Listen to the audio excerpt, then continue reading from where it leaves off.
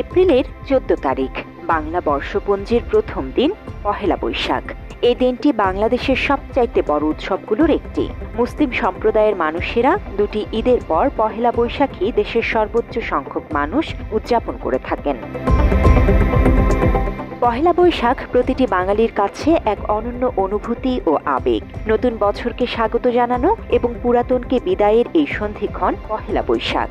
দিনটি কোটি বাঙালির প্রাণের উৎসব। মাত্র ৩০% টাকায় জমির মালিক হয়ে নতুন বাংলাদেশের গড়ে তোলার স্বপ্ন দেখা বাংলা বসতি। বাংলাদেশে জাতি, ধর্ম, বর্ণ নির্বিশেষে ব্যাপক সাড়ম্বরে পহেলা বৈশাখ পালিত হয়। বাঙালিরা এদিন সবাই বাড়িঘর পরিষ্কার রাখে, ব্যবহার্য জিনিসপত্র ধোয়া মোছা করে, বাড়িঘর সুন্দর করে গোছায়। পহেলা বৈশাখের উৎসব আবহমান বাংলার এক অনন্য সংযোজন। শহর, গ্রাম, দেশ কিংবা বিদেশ সকল বাঙালি মেতে ওঠে আনন্দ উল্লাসে। তরুণরা গায়ে লাল সাদা পাঞ্জাবি পরে, তরুণীরা শাড়ি পরে, খোঁপায় থাকে ফুল, হাত ভর্তি কাঁচের চুড়ি। গ্রামগঞ্জে আয়োজন করা হয় গ্রামীণ মেলার। মেলার বিশেষ আকর্ষণ থাকে বাঙালি খাবার, বিন্নি ধানের খই, মোয়া, সন্দেশ সহ গ্রামীণ ঐতিহ্যবাহী নানা জিনিস। পহেলা বৈশাখ ছাড়াও পুরো মাস জুড়েই চলে মেলা। গ্রাম থেকে শহরে সব জায়গাতেই বৈশাখী মেলা বসে, তবে পার্থক্য থাকে গ্রামের এবং শহুরে মেলার মধ্যে। বাংলাদেশের বিভিন্ন জেলাতে ঐতিহ্যবাহী শত বছর ধরে মেলার রেওয়াজ চালু রাখতেও দেখা যায়। সেসব মেলায় ব্যবসায়ীরা বাঁশ, বেতের তৈজস আর নানা জাতের খেলার সামগ্রী বিক্রি করেন। এছাড়াও মেলার সময়ে নৌকা বাইচ, লাঠি খেলা, কুস্তির আসর বসে প্রান্তিক গ্রামগুলোতে। মেলা ছাড়াও হালখাতা প্রাচীন বর্ষবরণের একটি রীতি। আগেকার দিনে বর্গা চাষিরা চাষাবাদ বাবদ চৈত্র মাসের শেষ দিনের মধ্যে সব খাজনা ও শুল্ক পরিশোধ করে দিত। এর পরদিন অর্থাৎ পহেলা বৈশাখ ভূমির মালিকরা তাদের প্রজা সাধারণের মধ্যে মিষ্টি দিয়ে আপ্যায়ন করতেন, যা পরবর্তীতে ব্যবসায়িক পরিমণ্ডলে ছড়িয়ে পড়ে। ব্যবসায়ীরা সারা বছরের বাকির খাতা সমাপ্ত করার জন্য পহেলা বৈশাখের দিনে নতুন সাজে দোকান সাজায়। গ্রাহকদের মিষ্টি মুখ করিয়ে শুরু করেন নতুন বছরের ব্যবসার সূচনা। এই উৎসবগুলো সামাজিক রীতির অংশ হিসেবে পরিণত হয়েছে বাঙালিদের মধ্যে। এখনও গ্রামেগঞ্জে নববর্ষে হালখাতার হিড়িক পড়ে বাজার, বন্দর ও গঞ্জে। এখন যেমন বাংলা নতুন বছরের শুরুর দিনটি একটি সার্বজনীন উৎসবে পরিণত হয়েছে, একসময় দিনটি তেমন ছিল না। বাংলা নববর্ষ বা পহেলা বৈশাখ তখন ঋতুধর্মী উৎসব হিসেবে পালন করা হতো। ইতিহাসবিদদের হিসেব অনুযায়ী 1556 সাল থেকে বাংলা সন প্রবর্তন করা হয়। মুঘল সম্রাট জালালউদ্দিন মোহাম্মদ আকবরের সময় প্রচলিত রাজকীয় সন ছিল হিজরি সন, যা চন্দ্র সন হওয়ায় প্রতি বছর একই মাসে কৃষকদের থেকে খাজনা আদায় সম্ভব হতো না। যে কারণে খাজনা আদায়ের সুবিধার জন্য জ্যোতির্বিদ আমির ফতুল্লাহ সিরাজের সহযোগিতায় 1584 খ্রিস্টাব্দে তারিখ এ এলাহি নামে বছর গণনা পদ্ধতি চালু করেন। কৃষকদের কাছে এটি ফসলি সন নামে পরিচিত হয়, যা পরবর্তীতে বাংলা সন বা বঙ্গাব্দ নামে পরিচিত হয়ে ওঠে। যে কারণে বলা হয় সম্রাট আকবরের সময়কাল থেকে পহেলা বৈশাখ উদযাপন শুরু হয়। বাংলা সনের বছর গণনা শূন্য থেকে শুরু হয়নি। যে বছর বাংলা সন প্রবর্তন করা হয় সে বছর হিজরি সন ছিল 923 হিজরি। সে অনুযায়ী সম্রাটের নির্দেশে প্রবর্তনের বছরই 923 বছর বয়স নিয়ে যাত্রা শুরু হয় বাংলা সনের। পরিসংখ্যান মতে পহেলা বৈশাখে বাঙালির হাজার বছরের ঐতিহ্যের কথা বলা হলেও নববর্ষ উদযাপন খুব বেশি বছরের পুরনো নয়। বাংলা নববর্ষের উৎসব উদযাপনও খুব বেশি দিন আগে চালু হয়নি। বর্তমানে যেভাবে বাংলা বর্ষ পালন করা হয়, 1967 সালের আগে ঘটা করে পহেলা বৈশাখ পালনের রীতি তেমন ছিল না। ঢাকায় রমনার বটমূলে ছায়ানটের বর্ষবরণ ও মঙ্গল শোভাযাত্রার মাধ্যমে নতুন বছরকে বরণ করার রীতি চালু হয়, যা এখন সার্বজনীন চরিত্র লাভ করেছে।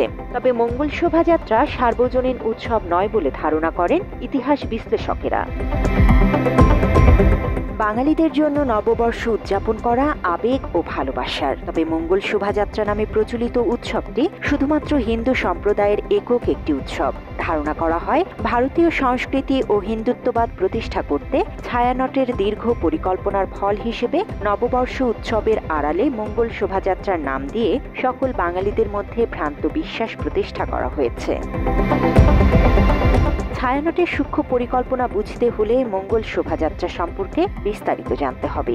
এটিকে হিন্দুদের একক উৎসব বলার কারণ মঙ্গল শোভাযাত্রার কিছু ভিডিও দেখলেই স্পষ্ট বোঝা যাবে। মঙ্গল শোভাযাত্রা বর্তমান সময়ের মঙ্গল শোভাযাত্রা বলতে বোঝায় পহেলা বৈশাখের সকালে নারী পুরুষ সকলে মিলে ঢোল তবলার তালে তালে রাস্তায় বের হয়ে মিছিল, র্যালি ও শোভাযাত্রা বের করে মঙ্গল কামনা করা। মঙ্গল শোভাযাত্রায় মানব জীবনের কল্যাণ বয়ে আনতে ও বিপদ আপদ দূরীভূত করতে এবং জাতির মঙ্গল কামনায় ঢোল তবলা বাজিয়ে পশু পাখির মুখোশ পরে নারী পুরুষ একত্রে মিছিল করা হয়। মঙ্গল শোভাযাত্রায় যেসব মূর্তি ও মুখোশ বহন করা হয় এসব নিছক আর্ট ও সৌন্দর্য প্রকাশের জন্য বহন করা হয় না। সৌন্দর্য প্রকাশের জন্য ও আর্ট হিসেবে এসব বহন করা প্রত্যেকটি প্রাণী ও মূর্তির সঙ্গে হিন্দু ধর্মীয় বিশ্বাস গভীরভাবে জড়িয়ে আছে, যে কারণে মঙ্গল শোভাযাত্রাকে সর্বজনীন ভাবলে সেটি ভুল হবে। মঙ্গল শোভাযাত্রায় বহনকৃত মুখোশগুলোর একটি হল পেঁচা। হিন্দু ধর্মীয় বিশ্বাস অনুযায়ী পেঁচা মঙ্গলের প্রতীক। শুধু মঙ্গলের প্রতীকই নয়, এটা হিন্দু ধর্মের অন্যতম দেবী লক্ষ্মীর বাহন। পেঁচার মুখোশ বহন করলে লক্ষ্মী আসবে, মঙ্গল আসবে, কল্যাণ আসবে। এগুলো হিন্দুদের একটা বিশ্বাস। হিন্দু ধর্মীয় বিশ্বাস অনুযায়ী ইঁদুর গণেশের বাহন, হনুমান রামের বাহন, হাঁস সরস্বতীর বাহন, তেমনি ভাবে হাতি, বাঘ ও সিংহ দুর্গার বাহন, গাভী রামের সহযাত্রী, ময়ূর কার্তিকের বাহন, খ্যাপা ষাঁড় শিবের বাহন। মঙ্গল শোভাযাত্রায় এই প্রত্যেকটি প্রাণীর মুখোশ বহন করা হয়। এছাড়াও সূর্য হিন্দুদের অন্যতম একটি দেবতা, যে কারণে মঙ্গল শোভাযাত্রায় সূর্যের আকৃতির মানুষের মাথা প্রচুর পরিমাণে দেখতে পাওয়া যায়। এসব কারণে বলা যায় মঙ্গল শোভাযাত্রা সর্বজনীন উৎসব নয়, এটি শুধুমাত্র হিন্দু সম্প্রদায়ের একক উৎসব। পহেলা বৈশাখে হিন্দুদের দেবদেবীর সঙ্গে সম্পর্কিত প্রাণীর মুখোশ বহন করে মঙ্গল শোভাযাত্রার নামে বাঙালিরা একদিনেই সেগুলো করে ফেলে, যেগুলো হিন্দু সম্প্রদায়ের মানুষেরা 12 মাসে 13 পূজায় দেবদেবীর পূজায় করার উদ্দেশ্যে করে। পহেলা বৈশাখে মঙ্গল শোভাযাত্রার নামে বাঙালির আবেগকে কাজে লাগিয়ে ছায়ানট ভারতীয় সংস্কৃতি বাংলাদেশে প্রতিষ্ঠা করেছে তা পরিষ্কার। ছায়ানট যে ভারতীয় সংস্কৃতি বাংলাদেশের মানুষের মধ্যে প্রতিষ্ঠা করছে সেটি গত 26 মার্চ ছায়ানটের সভাপতি সঞ্জিদা খাতুনের মৃত্যুর পর আরও পরিষ্কার হয়েছে। সঞ্জিদা খাতুনের মৃতদেহ সামনে রেখে রবীন্দ্রসঙ্গীত গেয়ে তাকে ছায়ানটের পক্ষ থেকে শেষ বিদায় জানানো হয়েছে, যেটি বাংলা ও ইসলামী সংস্কৃতির সাথে পুরোপুরি সাংঘর্ষিক। উইকিপিডিয়ার তথ্য মতে 1980-র দশকে স্বৈরাচারী শাসনের বিরুদ্ধে সাধারণ মানুষের ঐক্য এবং একই সঙ্গে শান্তির বিজয় ও অপশক্তির অবসান কামনায় ঢাকা বিশ্ববিদ্যালয়ের চারুকলা ইনস্টিটিউটের উদ্যোগে 1989 খ্রিস্টাব্দে সর্বপ্রথম আনন্দ শোভাযাত্রার প্রবর্তন হয়। ওই বছরই ঢাকাবাসীর দৃষ্টি আকর্ষণ করতে সক্ষম হয় এই আনন্দ শোভাযাত্রা। সকালে ঢাকা বিশ্ববিদ্যালয়ের চারুকলা ইনস্টিটিউটের শিক্ষক শিক্ষার্থীগণ পহেলা বৈশাখ উপলক্ষে এই আনন্দ শোভাযাত্রা বের করার উদ্যোগ প্রতি বছর অব্যাহত রাখে। সে সময় শোভাযাত্রার অন্যতম আকর্ষণ ছিল চারুকর্ম, পুতুল, হাতি, কুমির, লক্ষ্মী পেঁচা, ঘোড়াসহ বিচিত্র মুখোশ এবং সাজসজ্জা, বাদ্যযন্ত্র ও নৃত্য। পহেলা বৈশাখ উদযাপন উপলক্ষে আনন্দ শোভাযাত্রা শুরু থেকেই জনপ্রিয়তা পেয়েছিল। পরের বছরও চারুকলার সামনে থেকে আনন্দ শোভাযাত্রা বের হয়। শুরু থেকেই চারুকলার শোভাযাত্রাটির নাম মঙ্গল শোভাযাত্রা ছিল না। প্রতি বছর বাংলা নববর্ষকে বরণ করে নিতে ঢাকার রমনা পার্কে ছায়ানট আয়োজিত সঙ্গীতানুষ্ঠান এবং একে ঘিরে আয়োজিত অন্যান্য সাংস্কৃতিক অনুষ্ঠান ও মেলা সাধারণ মানুষকে আকৃষ্ট করতে থাকে এবং নাগরিক আবহে সার্বজনীন পহেলা বৈশাখ উদযাপনে নতুন মাত্রা যুক্ত হয়। এই সুযোগে সে সময় আনন্দ যাত্রাটির নাম বদলে রাখা হয় মঙ্গল শোভাযাত্রা। বাঙালিদের ঐতিহ্যবাহী লোকসঙ্গীতের পরিবর্তে সেখানে রবীন্দ্রসঙ্গীত পরিবেশন করা হয়। ভারতের কয়েকটি রাজ্যে বৈশাখ মাসের প্রথম দিন নববর্ষ উদযাপন করা হয়। হিন্দু সৌর বছরের প্রথম দিন আসাম, পশ্চিমবঙ্গ, কেরালা, মণিপুর, উড়িষ্যা, পাঞ্জাব, তামিলনাড়ু এবং ত্রিপুরায় নববর্ষ উৎসব পালন করা হয়। মঙ্গল শোভাযাত্রাই ভারতীয়দের প্রধান উদযাপনের কেন্দ্রবিন্দুতে থাকে, আর মঙ্গল শোভাযাত্রাকে ঘিরে আয়োজন করা হয় বিভিন্ন থিম। এ থেকে বোঝা যায় মঙ্গল শোভাযাত্রা ভারতীয় সংস্কৃতি ও শুধুমাত্র হিন্দু সাম্প্রদায়িক উৎসব। বাংলাদেশ ও ভারত ছাড়াও বিশ্বের বিভিন্ন দেশে পহেলা বৈশাখ উদযাপন করা হয়। সাধারণত প্রবাসী বাংলাদেশিদের উদ্যোগে আয়োজন করা হয়। যুক্তরাজ্যে বৈশাখ উদযাপন নির্ভর করে আবহাওয়ার উপর। সাধারণত এপ্রিলে বৃষ্টিপ্রবণ হয়ে থাকে এই অঞ্চল। ফলে ২০ বছর ধরে জুন জুলাইয়ের কোনো এক রোদ ঝলমলে দিনে পালন করা হয় পহেলা বৈশাখ। কোথাও হাজার হাজার বাঙালি, আবার কোথাও শতাধিক বাঙালি জড়ো হয়ে পহেলা বৈশাখ পালন করতে দেখা যায়। তবে প্রতিটি বাঙালি বাড়ির আঙিনা বিশেষ এই দিনটিতে ভরে ওঠে কাছের মানুষের আড্ডায়, যেখানে আলপনা থেকে শুরু করে খাবার কিংবা সাংস্কৃতিক অনুষ্ঠান সবকিছুতেই ফুটে ওঠে বাঙালির ঐতিহ্যের প্রতিচ্ছবি। We are celebrating Independence Day and Happy New Year, Bengali Happy New Year. Bangla নববর্ষের দিনটি উদযাপন করে জাপানে থাকা বাঙালিরাও। জাপানে বাঙালি কমিউনিটির সবাই শাড়ি পাঞ্জাবি পরে একত্রে জড়ো হয়। খাবারের ক্ষেত্রে বাঙালি আনাকে তুলে ধরার জন্য পান্তা ভাত, ইলিশ মাছ, নানা পদের ভর্তা, পিঠাসহ নানা খাবারের আয়োজন করেন তারা।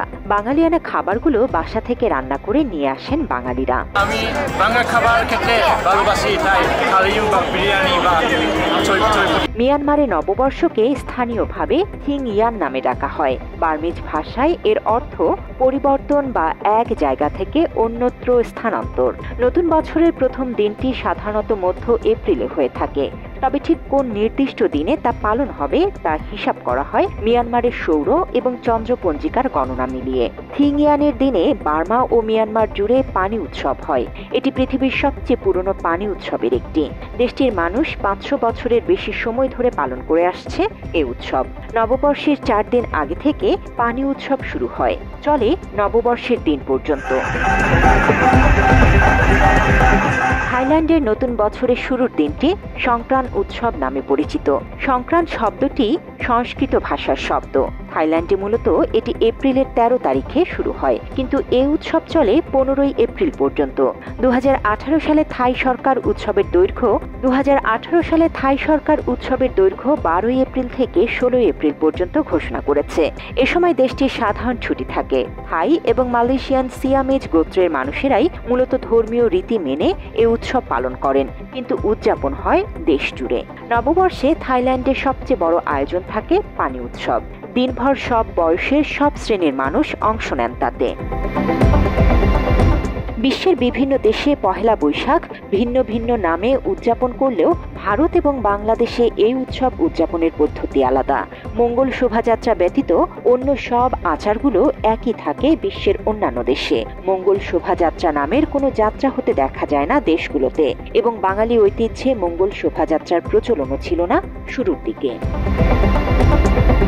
পহেলা বৈশাখে আনন্দ শোভাযাত্রার নামে বাংলাদেশে প্রথম ভারতীয় সংস্কৃতি প্রবেশ করিয়ে বাঙালিদের ঐতিহ্যবাহী আয়োজনগুলো বিলুপ্ত করার ষড়যন্ত্র হয়েছিল, যার ফলে বর্তমানে মঙ্গল শোভাযাত্রা উদযাপনকেই পহেলা বৈশাখ বলে মনে করেন নতুন প্রজন্ম। ভারতীয় সংস্কৃতি এবং মৃতদেহ সামনে নিয়ে রবীন্দ্রসঙ্গীত গেয়ে ভারতীয় চরেরা বাংলাদেশ থেকে বাঙালি ঐতিহ্য ও ধর্মীয় মূল্যবোধে কৌশলে চির ধরাতে তৎপরতা চালিয়ে যাচ্ছে। বাঙালি ঐতিহ্যের সঠিক ইতিহাস নতুন প্রজন্মের মাঝে ছড়িয়ে দিতে বাঙালিদের বিদেশি যে কোনো দেশের সংস্কৃতির চর্চা থেকে বিরত থাকা প্রয়োজন বলে মনে করেন ইতিহাস গবেষকেরা।